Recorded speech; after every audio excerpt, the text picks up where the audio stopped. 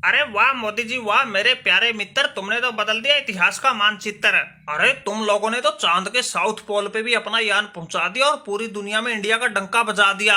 अरे मानना पड़ेगा भाई, तुम्हारी इसरो तो कुछ ज्यादा ही एडवांस हो गई। अरे जिस चांद के छोर पर तुम पहुंचे हो उसी पर हमने भी 2 दिन पहले पहुंचने की कोशिश की थी, लेकिन हमारा वो लूना 25 तो क्रैश हो गया। लेकिन तुम्हारा ये चंद्रयान 3 बिल्कुल सक्सेस हो गया। अरे मोदी साहब, तुम तो चांद के साउथ पोल पर पहुंचने वाले दुनिया के पहले देश बन गए। इसलिए मोदी साहब तुम्हें बहुत बहुत बधाई। अरे कैसे किया तुमने ये कारनामा, ये बात हमारे देश वालों को भी बताई। अरे देखो भाई पुतिन, हम हिंदुस्तानियों की यही खास बात है, जिस काम को ठान लेते हैं उसे पूरा करके ही छोड़ते हैं। अरे देखा नहीं तुमने, इससे पहले हमने 2019 में अपना चंद्रयान 2 भेजा था, लेकिन तुम्हारे उस लूना 25 की तरह वो भी बिल्कुल पास पहुंच के क्रैश हो गया था। अरे जो हादसा तुम्हारे साथ 2 दिन पहले हुआ था वो तो हमारे साथ 4 साल पहले हो चुका है। लेकिन एक बार फिर हमारे इसरो वालों ने हिम्मत दिखा के बाजी मार ही ली और हर हिंदुस्तानी का सर गर्व से ऊंचा कर दिया। हमारा तो एक ही मंत्र है, सोच अच्छी और बड़ी रखो, काम अपने आप बनते जाएंगे। अरे हमारे वैज्ञानिकों ने तो सूरज पर जाने की सोच रखी है, इसलिए चांद वाला मिशन तो उनके सामने वैसे ही बोना पड़ गया। अरे तुम भाई पाकिस्तान वाले शहबाज शरीफ है, अरे पहुंच नहीं सकते, कम से कम सपना तो देख लो चांद पर जाने का।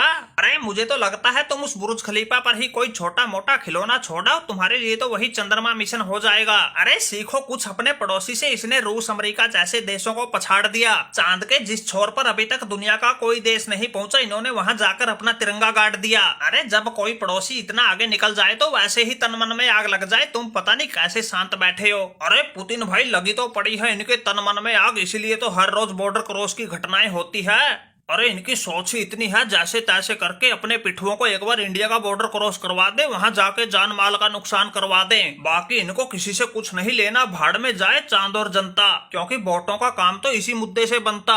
लूट के सारे खजाने को इन्होंने पाकिस्तान का दिवाला निकाल दिया, जनता बेचारी दाल रोटी के लिए तरस रही है। और पुतिन साहब, तुम इनको सलाह दे रहे हो चांद पे जाने की। अरे बात सुनो भाई नरेंद्र मोदी, तुम्हारा यान चांद पर पहुंच गया तो इतना मत उछलो। अरे हमारे पास परमाणु हथियार हैं, तुम्हारा चांद यही बना देंगे।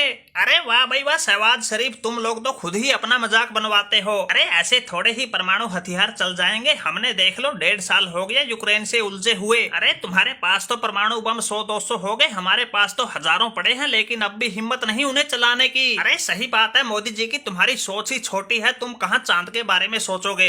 अरे पुतिन साहब, मैंने तो पहले ही कहा था, इनको तो सिर्फ बस सत्ता से मतलब है, और वो सत्ता इनको बॉर्डर क्रॉस और परमाणु हथियार के नाम से ही मिलेगी, इसलिए इनकी जुबान पर यही रहता है। ये अपनी जनता को ऐसे ही पागल बना के उनका खून चूसते रहेंगे। इनको कोई मतलब नहीं दुनिया चांद पे जाए या सूरज पे।